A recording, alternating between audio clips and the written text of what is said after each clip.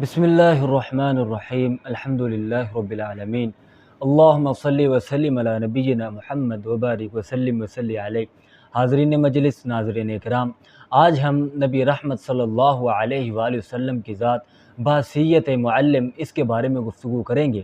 اللہ کے نبی علیہ السلام کے سینہ اطہر پر جو دین نازل ہوا، جو شریعت نازل ہوئی، اس کے اندر جو پہلی وحی تھی وہ بڑی اہمیت کی حامل ہے، اور پہلی وحی نہ نبوت کے بارے میں تھی، نہ رسالت کے بارے میں تھی، نہ عقیدہ کے بارے میں تھی، بلکہ پہلی وحی کا جو تعلق تھا وہ علم کے ساتھ تھا، وہ تعلیم کے ساتھ تھا۔ اور یہی بات انسان کو اور خصوصاً مسلمان کو یہ بات سمجھنے پر مجبور کرتی ہے آیا کہ علم کس قدر انسان کے لیے لازم ہے، علمی استعداد اور علمی وسعت انسان کے لیے کس قدر اہمیت کا حامل ہے۔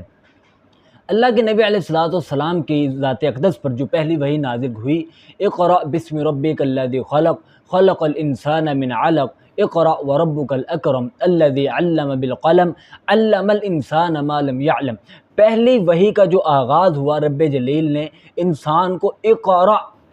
پڑھنے کے ساتھ جو ہے انسان کو سمجھایا گیا کہ تعلیم، قلم اور انسان کی تخلیق کے جو مراحل ہیں ان کے بارے میں انسان کو بتلایا گیا اور فرمایا گیا علم الانسان ما لم یعلم، انسان کو وہ چیزیں سکھلائی گئی ہیں جو وہ نہیں جانتا تھا۔ اور یہ سب کا سب کیسے ممکن ہوا؟ یہ کلام اللہ کے ذریعے ممکن ہوا، یہ رب جلیل کی نازل کردہ شریعت سے ممکن ہوا، اور اسلام اور شریعت کے ساتھ مطابقت اور شریعت کی طرف رجوع کرنے سے انسان کو دنیا اور جو دنیا و ما فیہا کے اندر ہے، انسان کو اس کے لیے وضاحتیں ملتی چلی گئی۔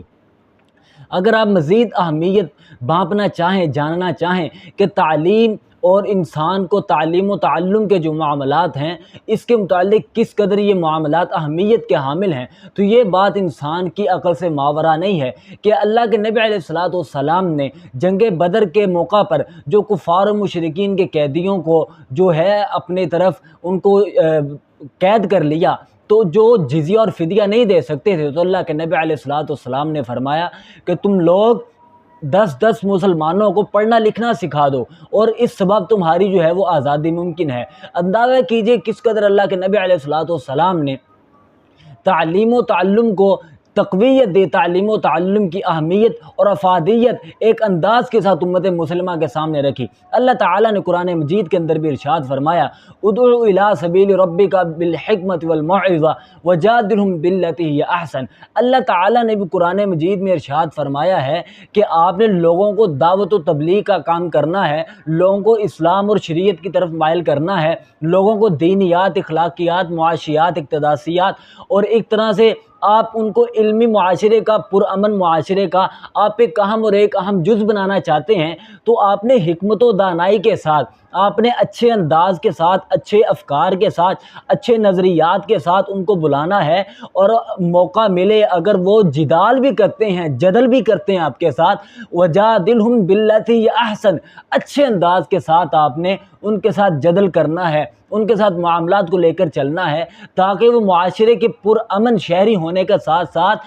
ایک پڑھے لکھے اور باشعور مسلمان اور مومن ہو، تاکہ معاشرے کے اندر جو مسٹر اور ملا کا فرق ہے وہ ختم ہو جائے، مدرسے اور یونیورسٹی کا جو فرق ہے وہ ختم ہو جائے، تعلیم اور تعلم کے معاملات، استاد اور شاگرد کے آپس کے تعلقات مضبوط سے مضبوط تر ہوتے چلے جائیں، اور اسلام جو مسلمانوں کو اور ساری کی ساری انسانیت کو جو ایک بڑا ہی سنہرا اصول اور ضابطہ دیتا ہے اس کے مطابق سارے لوگ زندگی بسر کریں۔ رب جلیل سے دعا ہے اللہ تعالی ہمیں نبی رحمت صلی اللہ علیہ وسلم کی تعلیمات پر عمل کرنے کی توفیق عطا فرمائے۔ وما توفیقی الا باللہ۔ السلام علیکم ورحمۃ اللہ وبرکاتہ۔